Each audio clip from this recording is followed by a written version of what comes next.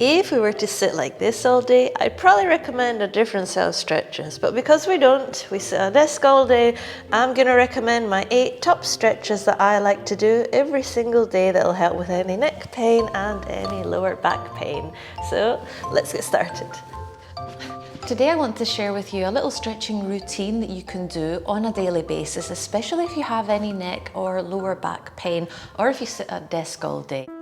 Our modern way of living asks us to sit in front of a computer for many hours on a daily basis. And so it's no surprise if we don't add a fitness or stretching routine, we'll end up with tension in our necks and lower backs in particular. And so in many of my classes, I try to help my students stretch out the areas of the body that seem to crave the most stretching out.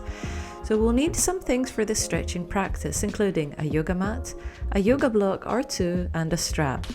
The only other piece of equipment I might add to this list is a yoga wheel, although you might not find it necessary. As always, I include the links of everything I mentioned in this video in the description box below. Now first, let's start with motivation. This is probably one of the biggest challenges we face when we try to commit to a daily practice, a daily stretching practice.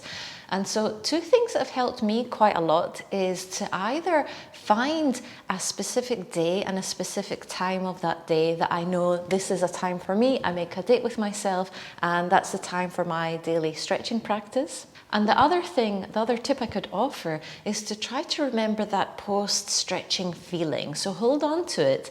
And if you start feeling quite lethargic and quite stiff, remember how good it felt and hopefully you'll start your stretching routine again. So we're going to work on 8 different poses. We're going to try to target all of our body. So we're going to start with the neck, then with the shoulders, then we're going to do some really nice spinal openings and twists, then the glutes, and then the hamstrings. So when you're ready, let's get started. First thing we're going to do is work on the neck. Now this is where I know lots of people hold a lot of tension.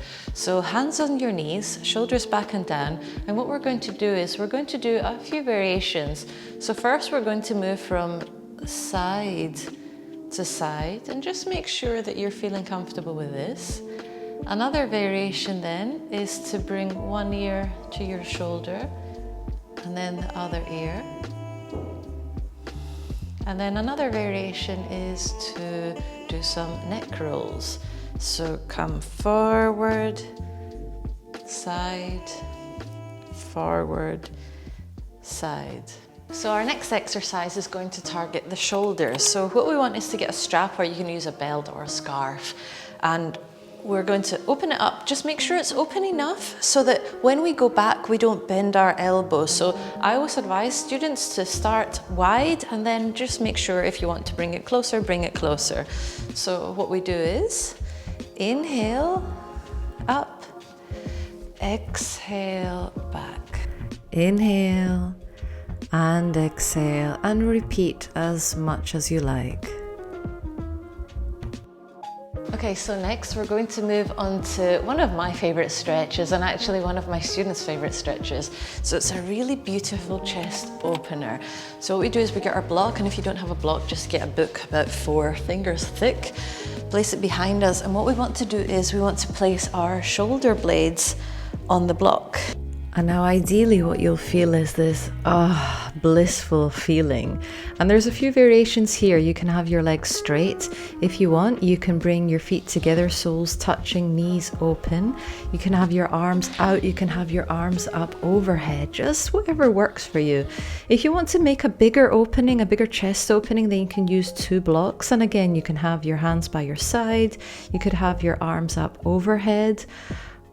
And the third option here is if you have a yoga wheel, then you can do some really interesting openings here.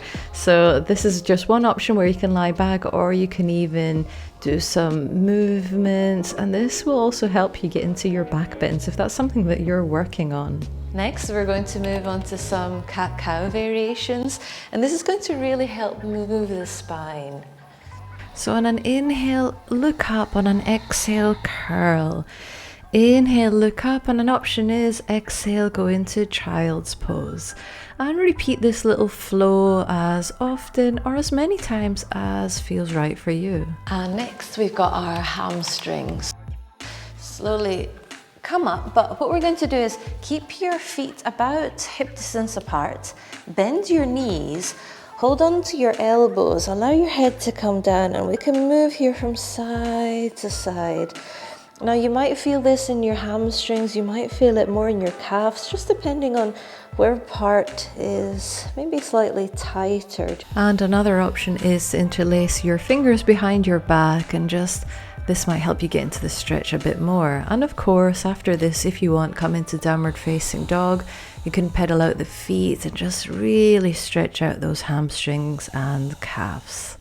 Our next one is the glutes or the hips. So what we're going to do is lie down.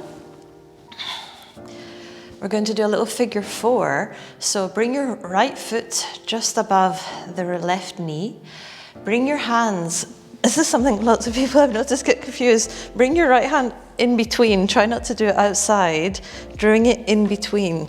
So what we do is we interlace the fingers behind the left knee or in front of it, or some people like to push the right knee away. Just notice that feeling, that opening on your right hip.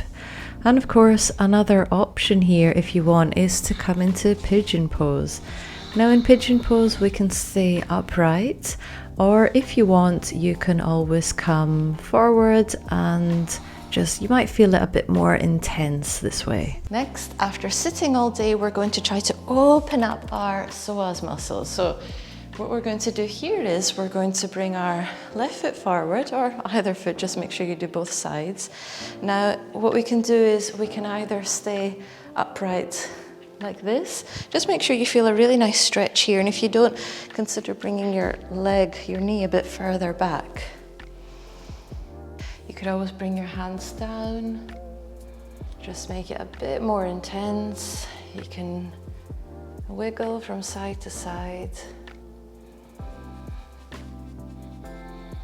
And the final thing we're going to work on is a spinal twist. So we could either do this seated or lying down. So if we were to do it seated, what we can do is we can bring the left hand to the right knee and bring the right hand behind you and just gently twist. And you can think that with every inhale we lengthen, and with every exhale we twist. A few breaths here, and when you're ready, we do the same on the other side. And if you want to do the lying down twist, then bring one knee over the other and bring your legs to either side, and this will help you feel a really nice twisting stretch in the lying down version. All right, everyone, so thank you for watching this video. I hope you learned a few things, and I hope you keep up a daily stretching practice, and I'll see you next week. Bye.